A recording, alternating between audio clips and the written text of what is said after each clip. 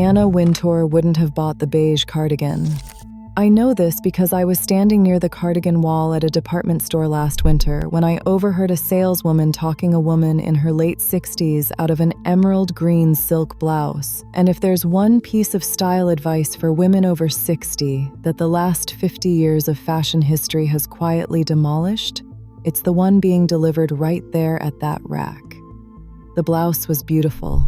The customer kept touching the sleeve. The saleswoman said something I've heard repeated in some versions since I was a child watching my own grandmother shop. It's lovely, but maybe a softer color, maybe something more flattering, maybe a cream or a soft taupe, or the navy 2 racks over. The customer nodded. She put the emerald back on the rack. She left with a beige cardigan and a tired smile. That rule, the muted colors after 60 rule, has been printed in women's magazines for the better part of 50 years. It's also wrong. And almost every woman who's built a public career on style after 60 has spent that career proving it wrong. Start with Anna Wintour. Wintour has served as editor-in-chief of American Vogue since 1988, 37 years at the most powerful desk in fashion publishing. If anyone on earth had institutional authority to tell women over 60 to wear muted tones, it would be her. She is now 76. She does the opposite. Photographs of Wintour at industry events show a near systematic rejection of all black, favoring vibrant saturated reds, deep emerald, royal purple, electric coral, and magenta. She also has a documented preference for midi-length dresses, a deliberate signature that has nothing to do with hiding. Her stylistic vocabulary, refined over decades at the center of the industry, is built on color the rulebook tells her audience to avoid. She is on the record, repeatedly, with a clean version of why. She has said a bold burgundy or an emerald green can do more for your complexion than butter yellow. Color brings light to the face. Beige and butter yellow do not. The Council of Fashion Designers of America, the CFDA, has recognized this kind of sustained, decades-long creative authority as the gold standard in American fashion. Wintour is it. Then there is Iris Apfel, who built one of the most documented fashion lives of the 20th and 21st centuries. Apfel was born in Queens in 1921. By the 1950s, she was running a textile firm called Old World Weavers with her husband Carl, supplying historical reproduction fabrics for White House restoration work under multiple administrations. She did not become famous for her own dressing until 2005, when the Metropolitan Museum of Art's Costume Institute mounted an exhibit of her personal wardrobe called Rare Bird of Fashion. Apfel was 84. The exhibit was so popular it traveled to other major museums for years afterward. Filmmaker Albert Maysles released his final completed work, a documentary about her called Simply Iris, in 2014. She signed her first modeling contract at 97. The Macy's Incorporated collaboration launched at 95. She lived to 102. Across every photograph in that record, across every interview, she was draped in saturated color, fuchsia, cobalt, gold, scarlet. Her 2 most quoted lines were "More is more and less is a bore, and it's better to be happy than well-dressed." The line she lived by professionally for the final 20 years of her life was the precise opposite of the rule that saleswoman was selling.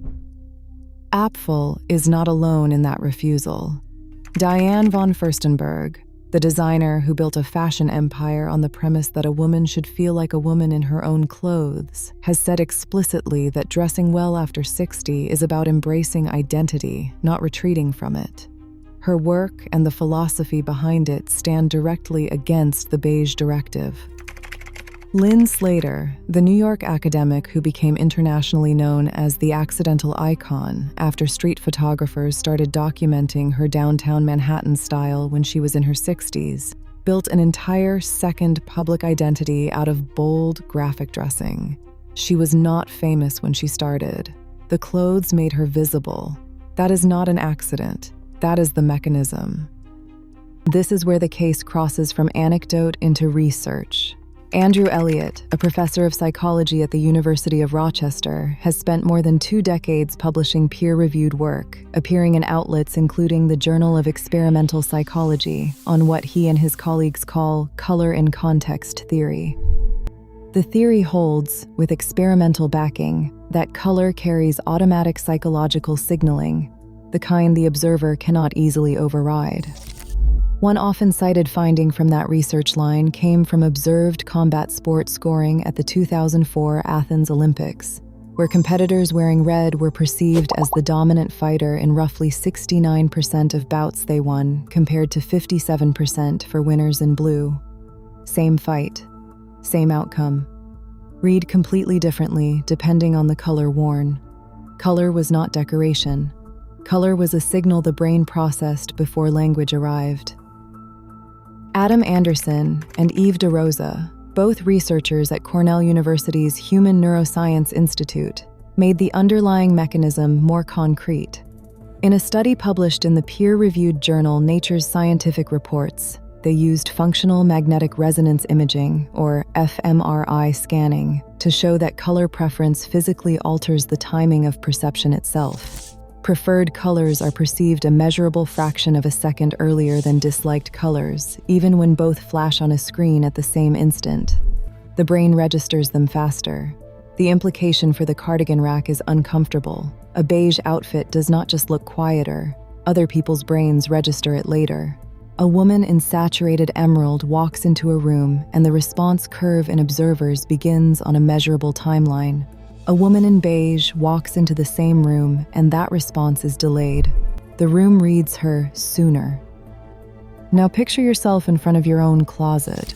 The cream blouse you bought because it was safe, navy slacks that felt appropriate, the beige cardigan someone told you was the most flattering thing you could put on, the taupe trench you have owned for years that quietly does nothing.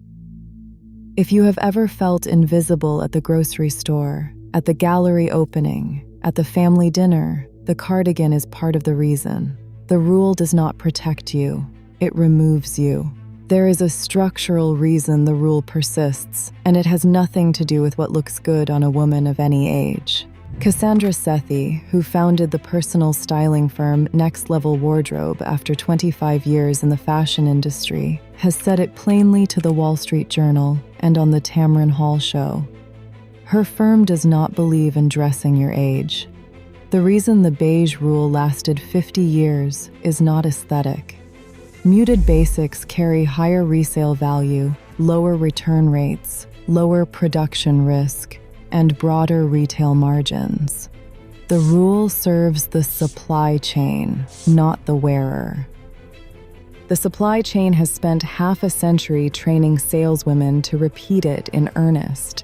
Even Gloria Steinem, who has spoken at length about the cultural expectations placed on women as they age, has framed the muting instinct as an extension of the same social pressure that asks older women to take up less space generally, in conversation, in public life, in color.